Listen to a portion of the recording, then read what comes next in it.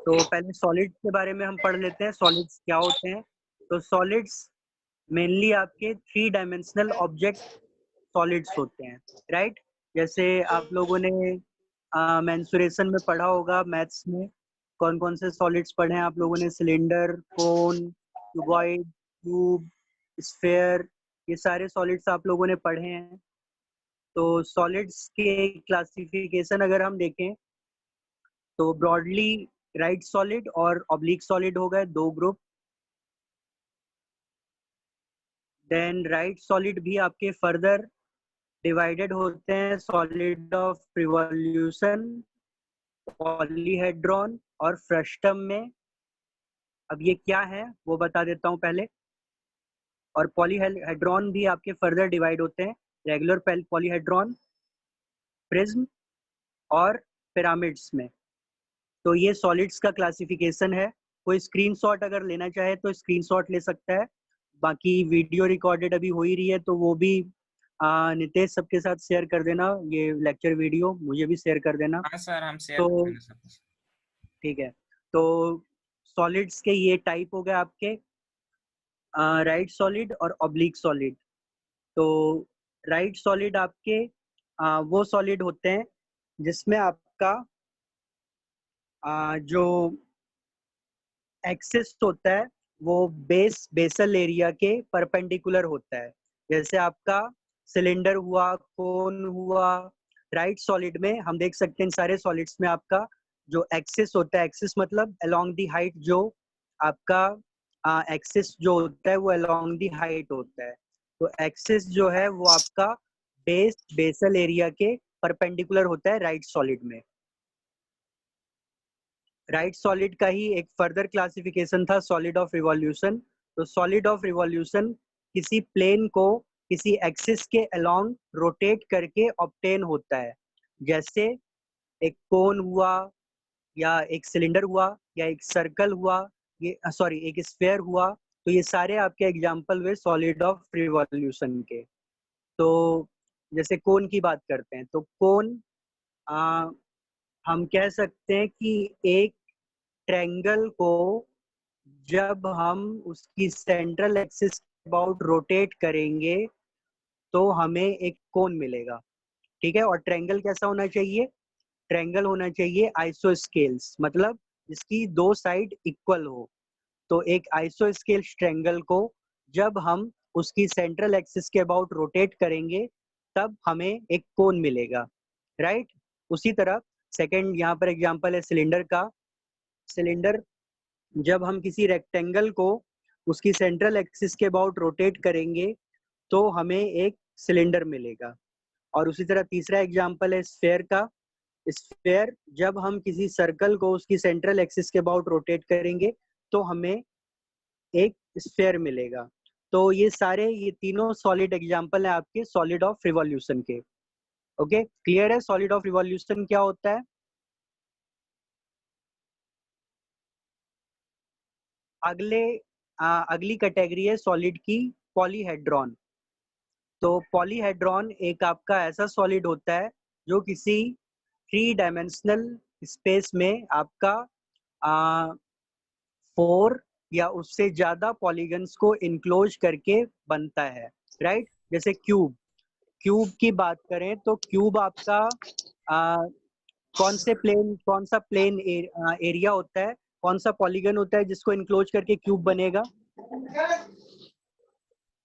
कौन सा पॉलीगन को इनक्लोज करके क्यूब बनेगा बताओ?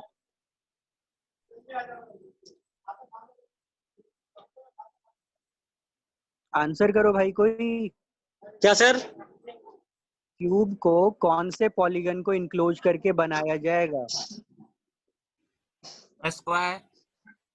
स्क्वायर को। कितने स्क्वायर मिलके एक क्यूब बनाएंगे? 6। 6 स्क्वायर, ठीक है, क्योंकि क्यूब के 6 फेसेस होते हैं। तो 6 स्क्वायर इनक्लोज करके एक क्यूब बनाएंगे। उसी तरह यहाँ पर आपके अलग अलग पॉलीहेड्रॉन हो सकते हैं जिसमें आपका कोई पॉलीगन इनक्लोज करके एक 3 डायमेंशनल पैटर्न बनाएगा, एक 3 डायमेंशनल बॉडी बनाएगा। तो ये कैटेगरी कहलाती है पॉलीहेड्रॉन। तो इसी तरह आपके और एग्जांपल्स हैं टेट्राहेड्रॉन, ऑक्टाहेड्रॉन। तो इसके अलावा पॉलीहेड्रॉन की फर्दर कैटेगरी अभी हमने देखी थी कि पॉलीहेड्रॉन फर्दर डिवाइडेड होते हैं प्रिज्म में, पिरामिड्स में। तो ये सब क्या होते हैं देख लेते हैं। प्रिज्म, प्रिज्म आपके एक ऐसे सॉलिड होते हैं जिसमें आपके जो बेस होते हैं वो होते हैं रेगुलर पॉलीगन, जबकि साइड जो होते हैं, साइड फेसेस, वो होते हैं आपके रेक्टेंगल।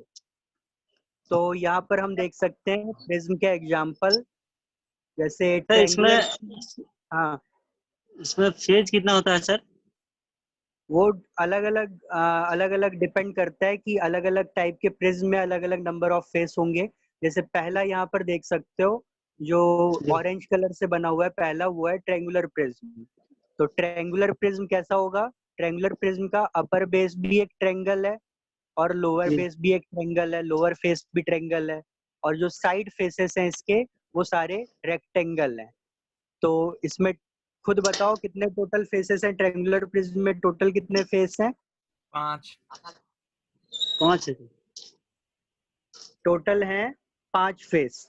3 तो साइड के फेसेस हो गए जो ट्रायंगल हैं, सॉरी रेक्टेंगल हैं, और 2 ऊपर नीचे के फेस हो गए जो कि ट्रायंगल हैं। तो ट्रायंगुलर प्रिज्म।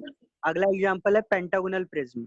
तो पेंटागोनल प्रिज्म में ऊपर का फेस भी एक रेगुलर पॉलीगन है, मतलब एक रेगुलर पेंटागन है, और नीचे का फेस भी एक रेगुलर पेंटागन है, और साइड के जितने फेस हैं वो सारे रेक्टेंगल हैं। ट्रायंगल। तो पेंटागोनल प्रिज्म में टोटल फेस बताओ कितने हैं? 7। टोटल हैं 7 फेस। साइड के तो हो गए 5 रेक्टेंगल, और ऊपर का एक पेंटागन और नीचे का भी एक पेंटागन, तो टोटल 7 फेस। अगला है रेक्टेंगुलर प्रिज्म। रेक्टेंगुलर प्रिज्म में कितने फेस हो गए? 6। 6 फेस। ऊपर नीचे के 2 फेस हो गए स्क्वायर, और साइड के 4 फेसेस हो गए रेक्टेंगल। तो ये हो गया रेक्टेंगुलर प्रिज्म। तो ये बात हुई प्रिज्म कितने टाइप, मतलब प्रिज्म क्या होते हैं और प्रिज्म कौन कौन से टाइप्स के हो सकते हैं। अगली सॉलिड की कैटेगरी है पिरामिड। तो मैंने पहले उस क्लासिफिकेशन में बताया कि प्रिज्म पिरामिड दोनों किस में आते हैं? पॉलीहेड्रॉन में आते हैं। तो पिरामिड देखते हैं। पिरामिड में आपका जो बेस होता है वो तो रेगुलर पॉलीगन होता है, जबकि जो साइड फेसेस होते हैं वो आपके ट्रायंगल होते हैं। पहला हम देख सकते हैं, पहला एग्जांपल है एक ट्रायंगुलर पिरामिड का। तो ट्रायंगुलर पिरामिड में टोटल कितने फेस हैं?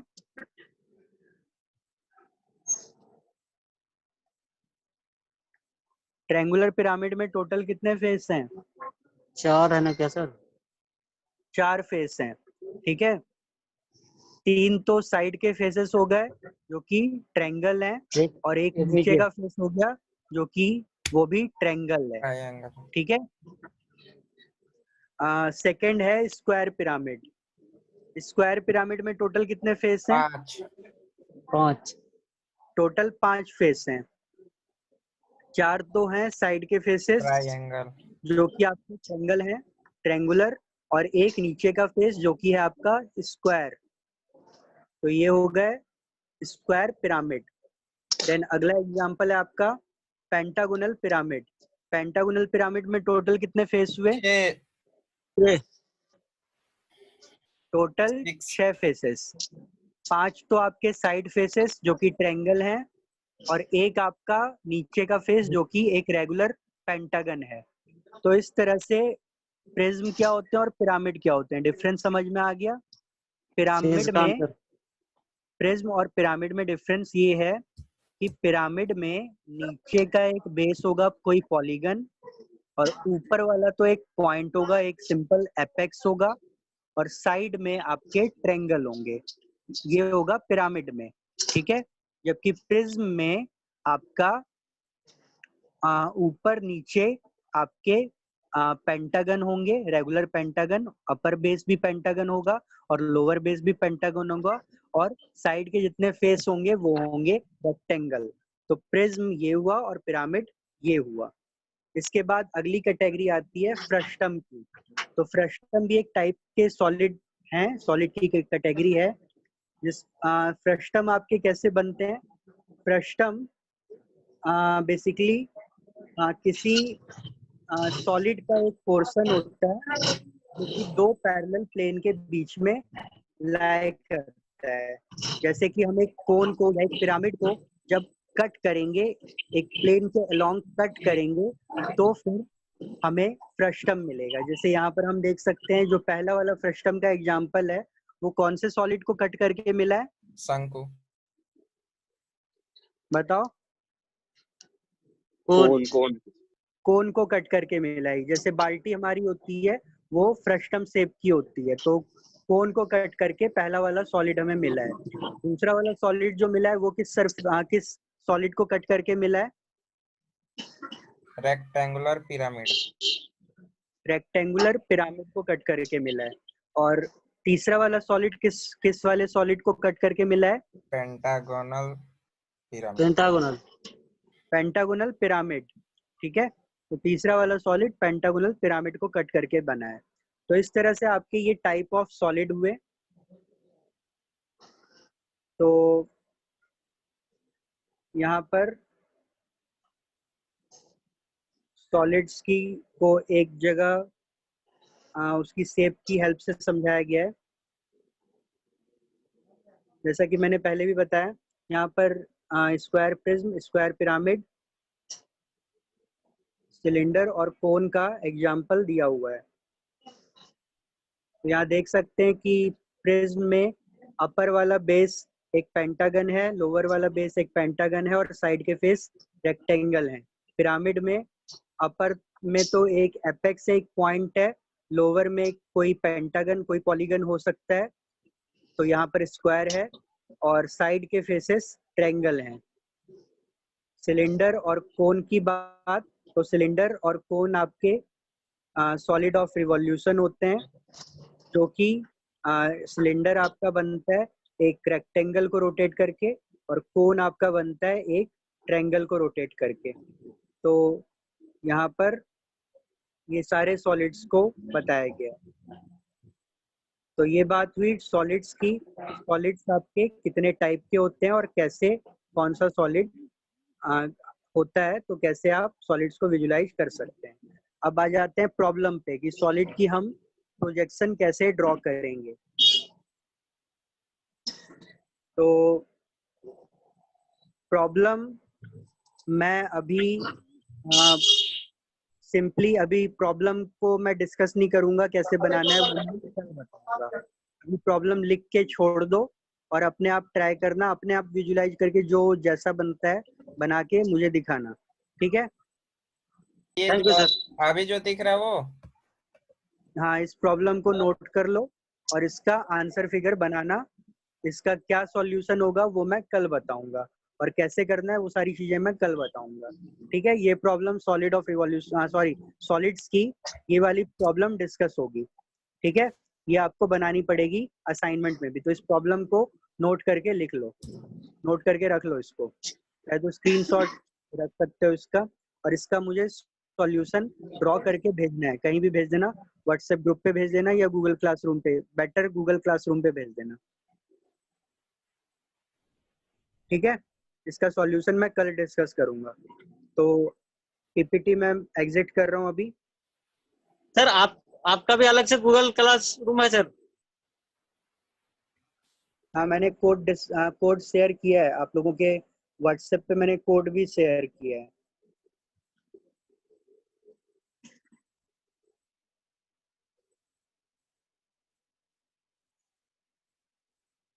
तो जो भी बताया मैंने टाइप ऑफ सॉलिड और सॉलिड क्या होते हैं, कौन सा सॉलिड, सब क्लियर है? कोई डाउट किसी को? नहीं सर। तो ये प्रॉब्लम जो मैंने भेजी है वो प्रॉब्लम सभी लोग ट्राई करें एक बार और उसका सॉल्यूशन मुझे सेंड करें। ठीक है, इतना ही आज के लिए। कल आप थैंक यू लोगों सर। की कल फिर से 12 o'clock की, इनफैक्ट 12 o'clock से थोड़ा पहले ही 11:55 तक आ जाना सभी लोग। तो कल भी सर, ऐसी आपकी ये क्लास होगी 11:55 सर 11 11:50। to 12 o'clock ये इलेक्ट्रिकल है। आज तो छुट्टी थी। अच्छा ठीक है चलो। तो 12 कल 12 o'clock मिलेंगे, एग्जैक्ट 12 o'clock। ठीक है चलो बाय। कोई डाउट किसी को पूछना है तो पूछ लो।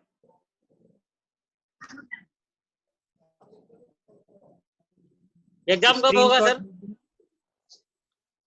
8 हाँ क्या? एग्जाम कब होगा सर का? 8-9। अभी पता नहीं, देखो आ जाएगा, नोटिस आ जाएगा, बता दिया जाएगा। बाकी स्क्रीनशॉट भेज देना अटेंडेंस का, और रिकॉर्डिंग भी भेज देना वीडियो लेक्चर। सर दिल्ली में फंस गए चलो हैं। बाय। हाँ क्या बोलो, फिर से बोलो।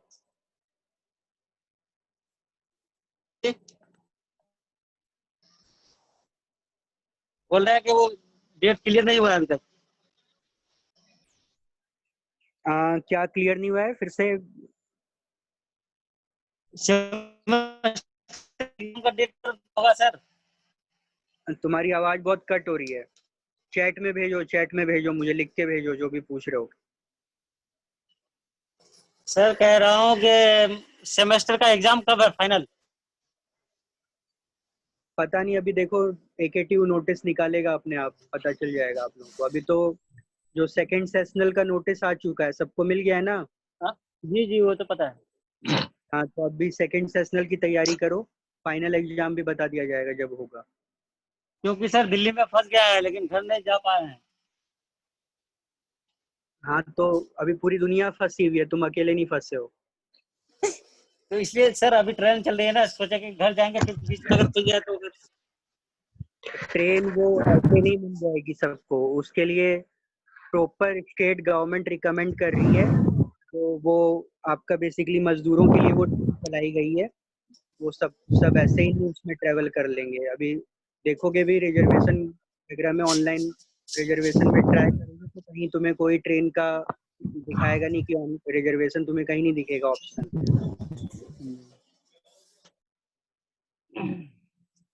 चलो ठीक है सब लोग। अटेंडेंस भेज देंगे ना क्या सर? क्या हुआ? अटेंडेंस सिर्फ रोल नंबर और ये लिख लेंगे ना सिर्फ ग्रुप में? स्क्रीनशॉट भेज देना, स्क्रीनशॉट इस पार्टिसिपेंट लिस्ट का भेज देना सभी लोग। मतलब कोई भी एक भेज देना स्क्रीनशॉट। नितेश एक ही बार हाँ में कर दो तुम, एक ही बार में कर दो उसी तरह। कल नहीं होता है, घर में होता। अच्छा, एक बार में ना सही। चलो मैंने खुद ले लिया स्क्रीनशॉट। ठीक है सर।